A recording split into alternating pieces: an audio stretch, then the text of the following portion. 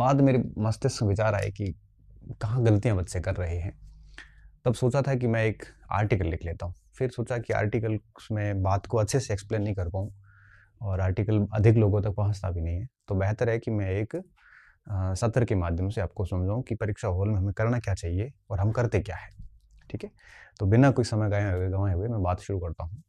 देखिए, सबसे पहली चीज़ मैंने देखा कि आरपीएससी इन दिनों 1 घंटा पहले एंट्री करवाती है कि जैसे 12 बजे एग्ज़ाम है, तो आरपीएससी कहती है कि आप 11 बजे तक एनी हाउ एंट्री ले लें। तो 1 घंटा पहले एंट्री करवाती है, क्योंकि अंदर की फॉर्मेलिटीज़ बहुत होती है। बावजूद उसके आरपीएससी ने हर जगह इंस्ट्रक्शंस दे रखे हैं, आरपीएससी क्या, अब सभी एजेंसीज ने, कि आप टाइम पे कॉलेज पहुंच जाए, अपने सेंटर पहुंच जाए।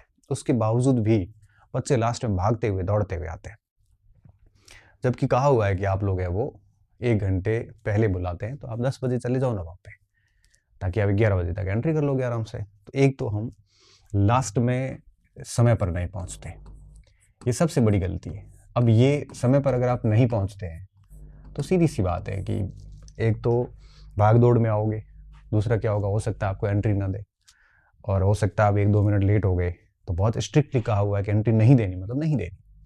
फिर क्या होता है, फिर आपको एंट्री नहीं मिलती, आपकी पूरी तैयारी खराब होती है, अंदर बहुत गंदा सा फीलिंग आती है। रोकना हम भी नहीं चाहते हैं, लेकिन होता ये है कि नियम ये है कि आपको 1 मिनट भी अगर देरी से आते हैं तो प्रवेश नहीं मिलेगा, तो मतलब नहीं मिलेगा। अब ये उनकी स्टैंडर्ड ऑफ प्रोसीजर है, हमें फॉलो करने होते हैं।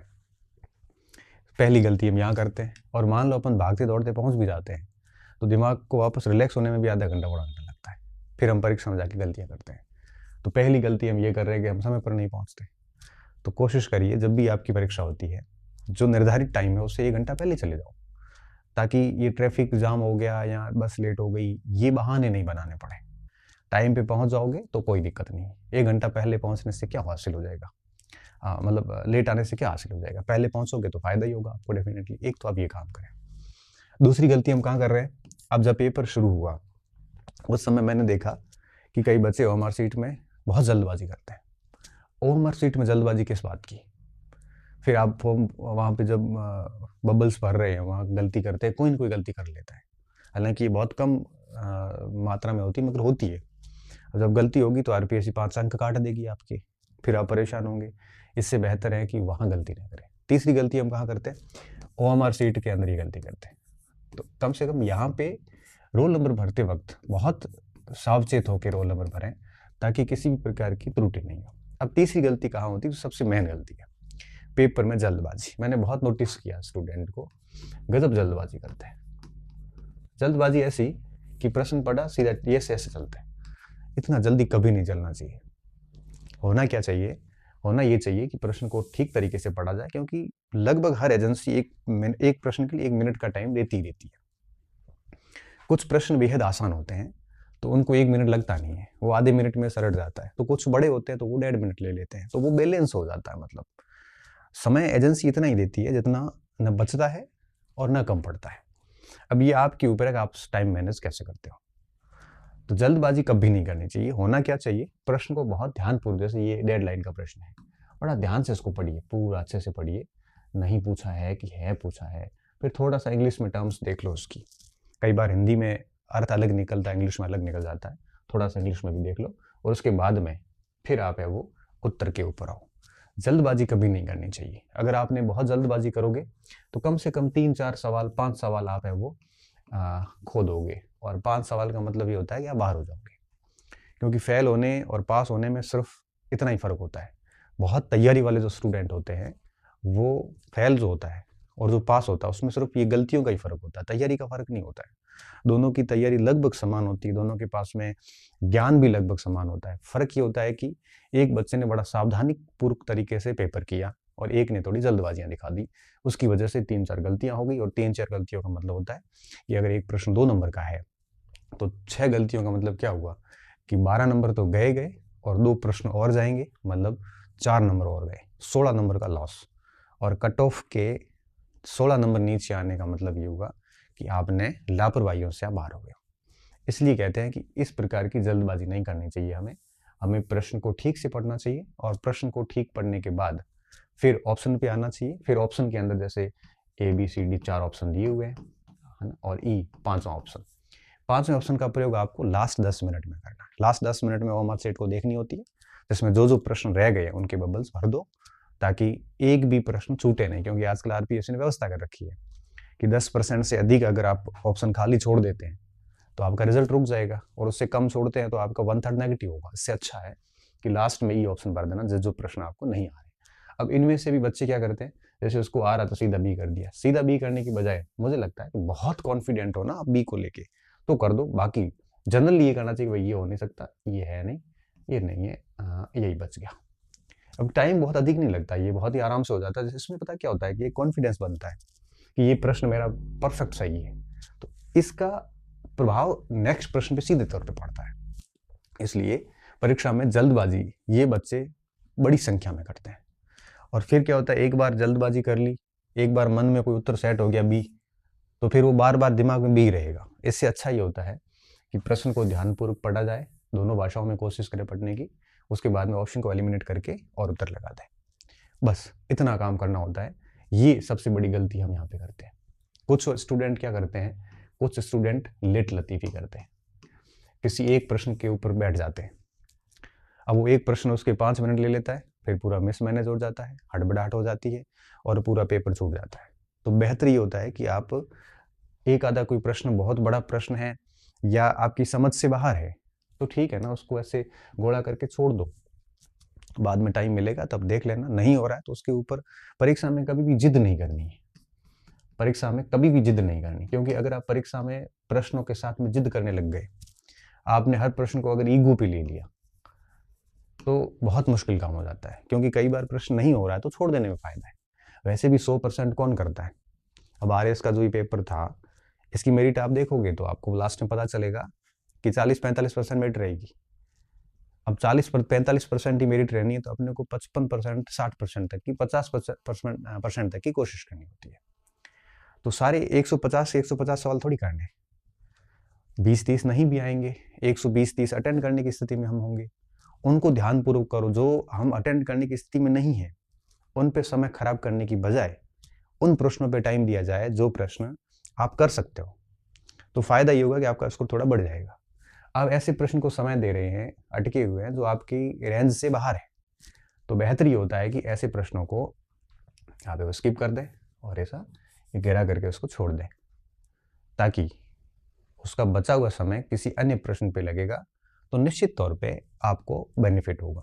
क्योंकि जैसे 150 प्रश्न हैं, 150 में से 15 प्रश्न तो ऐसे होंगे जो सच में आपके दायरे में नहीं है। तो इन 15 प्रश्नों के 15 मिनट तो कम से कम आप बचा सकते हो। जो आप आधे अधूरे जो आपको आ रहे हैं उनके ऊपर लगाओगे, दोनों लैंग्वेज पढ़ोगे, थोड़ा सा और सावचेत होकर काम करोगे तो 4-5 प्रश्न आप और अपने बढ़ा सकते हो। इसलिए कहते हैं कि किसी भी प्रश्न को लेकर अड़ना नहीं है हमें, तो नहीं आ रहा है उस पर अगर अटके रहोगे तो लेट लतीफ़ी होती है। और ये मैंने कई बार बच्चों को देखा है गलती करते हुए। इसके अलावा एक गलती और की जा रही है, वो ये होता है कि पहले पूरा पेपर करते हैं, एक भी बबल भरते नहीं है।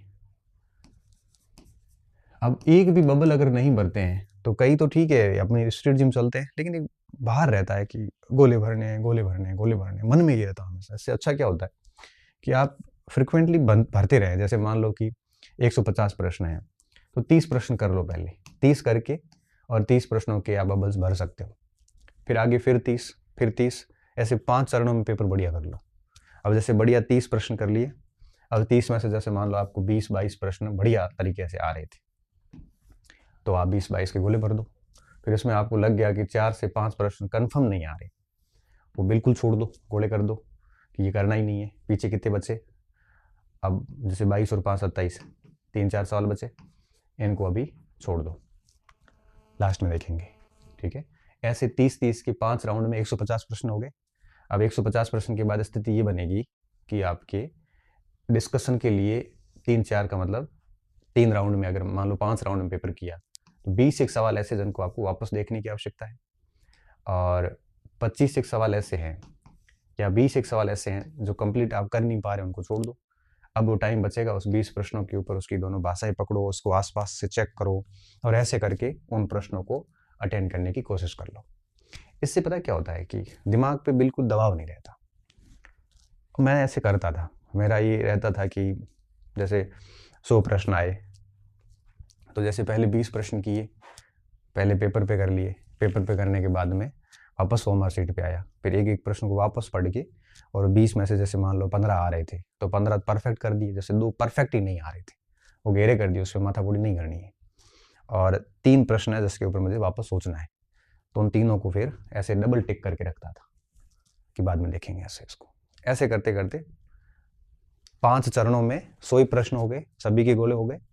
अभी ये जो ऐसे डबल टिक वाले प्रश्न थे उनके ऊपर एक बार फिर माथापुड़ी करी सारी, और उसके बाद में उनमें से कुछ कर लिए, कुछ छोड़ दिए, और फिर जो बिल्कुल घेरा किया था उसको भी एक बार वापस देखा, हिंदी इंग्लिश दोनों में। फिर लगा कि भाई इनमें से कोई गुंजाइश नहीं है, पेपर पूरा हो गया। तो बड़े आराम से पेपर हो जाता है। और जो जैसे 20 में से मैंने 15 किए, वो 15 ही मैंने पूरा चेक कर लिया, अभी प्रश्न ये है पूछा जा रहा है, इसका ये आंसर है, हिंदी भी ठीक है, इंग्लिश ठीक है, ये सी है इसका, और ये पहला प्रश्न होमवर्क शीट में सी भर दिया, बिल्कुल कंफर्म हो गया।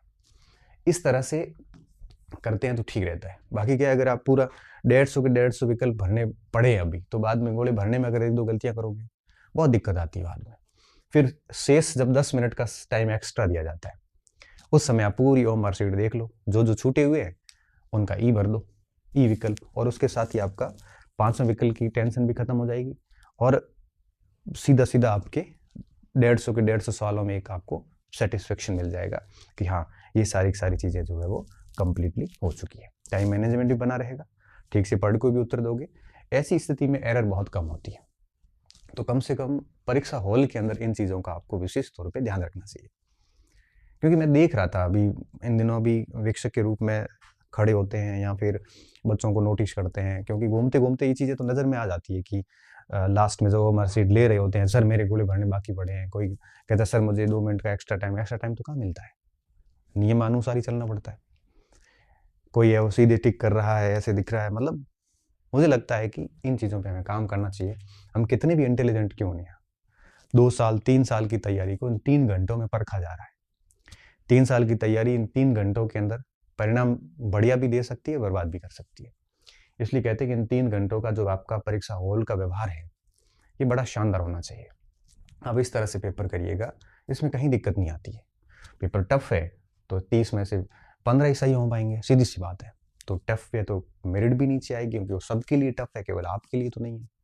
ऐसा नहीं हो, कई स्टूडेंट ऐसे मैंने देखे जो मतलब पेपर की साइकोलॉजी को समझ ही नहीं रहे, उनको लग रहा है टफ है, मेरी टफ है, वो फिर सारी रिस्क लेके करने की कोशिश करता है। अब ऐसे तुक्के लगाने से तो क्या होगा, टफ है तो सबके लिए, तुक्के लगाने से तो आपके सही होंगे नहीं।